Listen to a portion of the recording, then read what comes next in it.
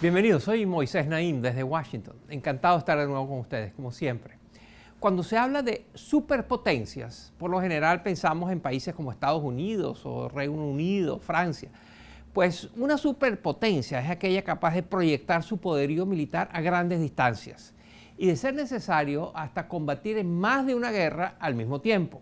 Eso cuesta muchísimo dinero. Hay que invertir en bases militares, buques, aviones, tanques, cañones, misiles. También requiere de una fuerza expedicionaria compuesta por miles de soldados listos para ir a la guerra en cualquier parte del planeta. Y por supuesto debe tener armas nucleares.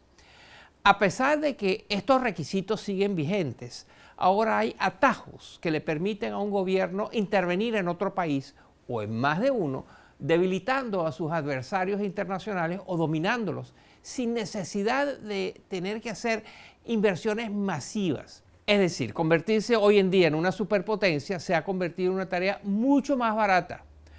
Rusia es el ejemplo perfecto de esto. Vladimir Putin ha demostrado ser un virtuoso en eso de proyectar poder en otros países a muy bajo costo. Pero, ¿cómo ha logrado Rusia convertirse en una superpotencia sin necesidad de invertir cantidades astronómicas de dinero? ¿Y qué consecuencias tiene todo esto para el mundo? Se lo contamos en el siguiente reportaje. Miren. En 2014, el entonces presidente de Estados Unidos, Barack Obama, minimizó una amenaza que en realidad era mucho más grave de lo que creía. Estados Unidos enfrenta muchos desafíos. Rusia, sin embargo, es un poder regional. Está amenazando a algunos de sus vecinos, pero no es una muestra de fortaleza, sino de debilidad.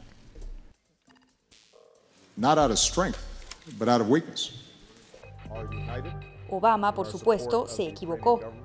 2 años más tarde, ese llamado poder regional, cuyas agresiones internacionales eran, según el entonces presidente, un signo de debilidad, logró intervenir en las elecciones presidenciales de Estados Unidos, enredando profundamente la política de ese país.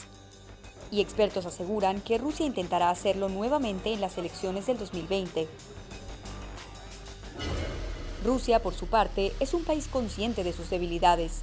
Sabe que no puede competir militarmente contra Estados Unidos, que su economía y su tecnología tampoco están a la par de sus competidores, y por supuesto que sus armas nucleares no les son útiles, pues solo podrían utilizarlas en casos extremos. Son los intereses políticos del mandatario ruso Vladimir Putin los que han impulsado a Rusia a ingeniarse otras formas de ejercer poder con muchos menos recursos. Así lo explica Andrew Weiss del Fondo Carnegie para la Paz Internacional.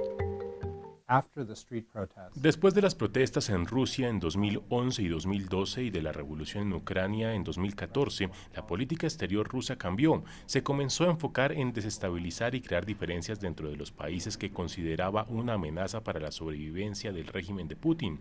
Ahora Rusia ha demostrado que puede interferir e involucrarse en la política de Europa y Estados Unidos. Ese es un problema nuevo y muy desafiante para muchos países, que no esperaban que Rusia se comportara de esa forma.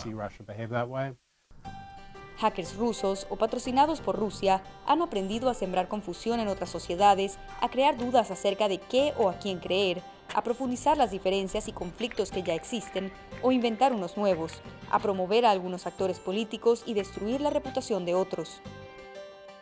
Todo esto lo pueden hacer y lo hacen no solo en sus países vecinos, sino en cualquier país del mundo.